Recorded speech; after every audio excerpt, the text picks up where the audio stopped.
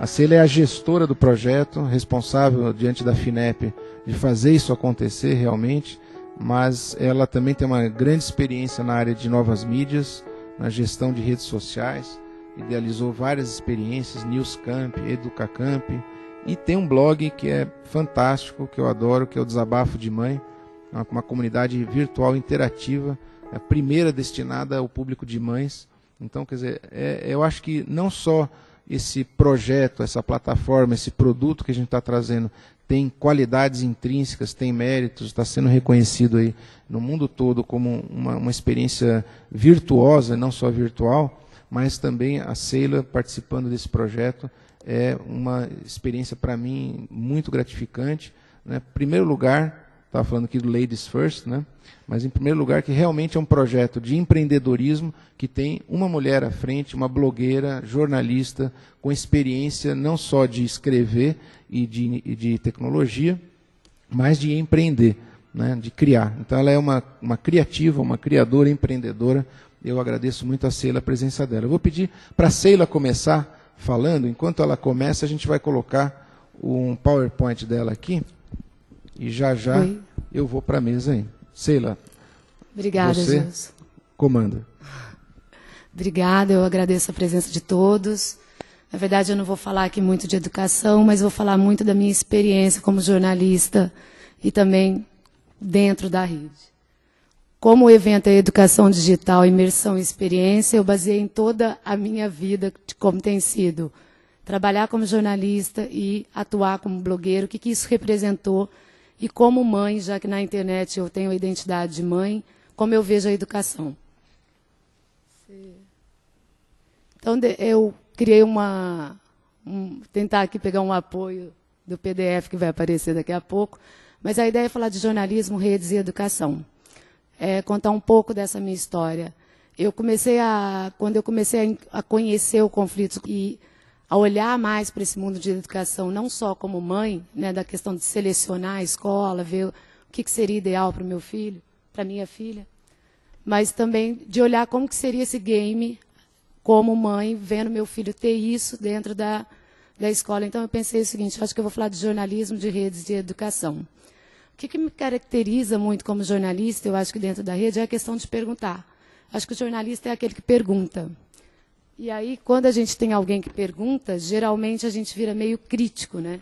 Quem é esse crítico?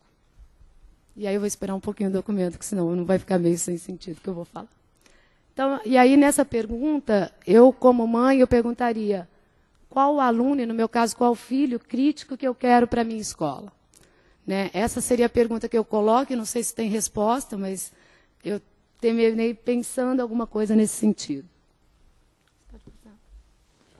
E aí eu fui buscar Balzac, porque ele tem um livro que chama Os Jornalistas, e foi um livro que eu me reconheci muito, apesar de estar no século passado, eu acho que eu me encontrei muito ali. Porque nesse livro ele define o perfil de jornalista com vários 13 perfis e subtipos de jornalistas. E um deles é o crítico. A crítica só serve para uma única coisa, fazer viver o crítico.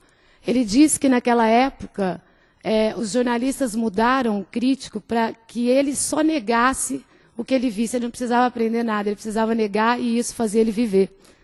E aí houve críticos que, compreendendo as regras do jogo, sem poder jogar, puseram-se a professar. Então, os críticos hoje são donos da verdade. E eu, como jornalista, não me achava dona da verdade, fui entrar no blog. E o que é ser blogueira? Blogueira são conversações. E em 15 anos de jornalismo, quando eu entrei no blog, eu levei um susto imenso, parece que é meio, não é teórico, mas eu levei esse susto na prática, que não bastava perguntar. Eu precisava ouvir. E é muito difícil um jornalista saber ouvir no sentido de conversar dentro da internet, na elaboração de um texto. E aí eu comecei a perceber que eu não podia ouvir qualquer pessoa. Tem que ouvir quem, quando e por quê. Há um sistema de regras muito forte dentro da internet. Se relacionar, tem que saber com quem você está se relacionando. Eu vou ouvir o quê nessa internet? Informação tem em qualquer lugar, a qualquer hora. Teu aluno, meu filho, eu posso achar ela em qualquer lugar. Mas qual é o critério para essa informação? E aí eu comecei a descobrir que eu poderia ouvir e me identificar em redes. Escola é a nossa grande primeira rede social. É onde a gente se identifica, é onde a gente vai buscar pertencer a um grupo, e ali você começa a buscar também seus amigos. Só que sem bom conteúdo, a rede torna só socialização, vira só o amigo. O que meu amigo faz para que eu poder fazer igual? Qual é a regra do meu amigo? O que ele, aquele líder, aquele guia? A escola tem regras, e a internet também. Por mais que possa ser autorregulada, ela tem muitas regras. O blog é uma ferramenta que tem regra, o próprio código que está na internet é uma regra. Só que a gente tem regras da participação, onde há pergunta e onde é necessário ter critério para ouvir, e às vezes a gente precisa ter aí a socialização para te dar esse critério. E eu percebi que digital é uma grande linguagem, não é tecnologia, não é ferramenta. Eu fiquei vários posts da minha vida tentando descobrir o que era o digital, e a minha conclusão, com a minha vivência, sem nenhuma teoria, é que digital é uma linguagem. Uma linguagem que, para ser construída para ser falada em redes. E é muito difícil você conversar em redes. Você ser mãe e jornalista quando você bloga, há uma cobrança de que você tem que passar uma informação de como você passa numa reportagem. E, na verdade, sua proposta é outra. Então, trabalhar em redes sempre vai ter sua identidade do que você representa. É preciso que haja um espaço de construção que promova a crítica benéfica.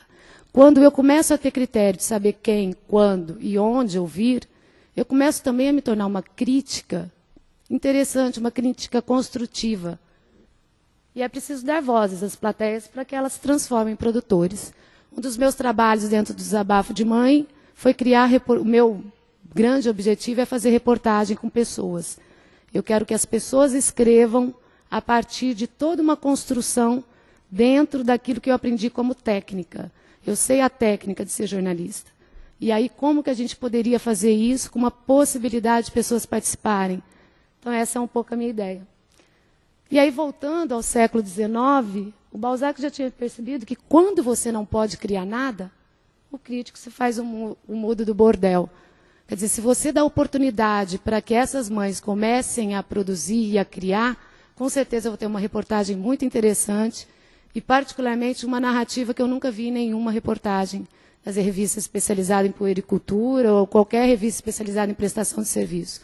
É uma reportagem onde você orienta e você faz aquela pessoa pensar e, com certeza, ela te traz muito, mas muito mais do que aquilo que você propôs a fazer. Antigamente, a instrução e a experiência eram necessários para empreender a profissão de crítico. Desde a Idade Média não é mais. A gente pode fazer isso voltar, e eu acredito muito nisso, e é por isso que eu estou nesse projeto com conflitos globais, que eu acho que é um jogo que é um recurso e que ele só vai valer a pena se tiver líderes e guias que coloquem sistemas de regras que as próprias pessoas que estão colocando acreditem, para que isso transforme seus alunos em grandes produtores e que tenha grande participação. Acho que essa é a vivência um pouco que eu tive nesse período como jornalista, como blogueira e agora como gestora desse projeto. E agora eu vou aprender bastante com vocês. Obrigada. É isso.